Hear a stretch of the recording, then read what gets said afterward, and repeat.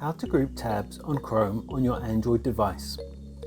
A convenient feature to keep your tabs better organized in Chrome is tab grouping. This essentially allows you to make tab folders and keep all your browsing neatly categorized. I'm going to show you how. Okay, straight into it. Open up Chrome. Hit on the tab selection button in the top right hand corner where the number 4 is on my screen. Tap on the 3-dot button in the top right corner and then tap Group Tabs.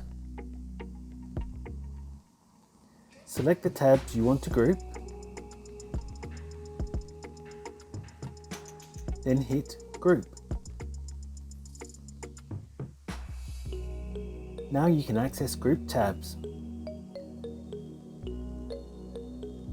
That's all it takes to group tabs on Chrome on your Android device. If you found this video helpful, I'd love it if you liked the video and subscribe to my channel. Thanks for watching.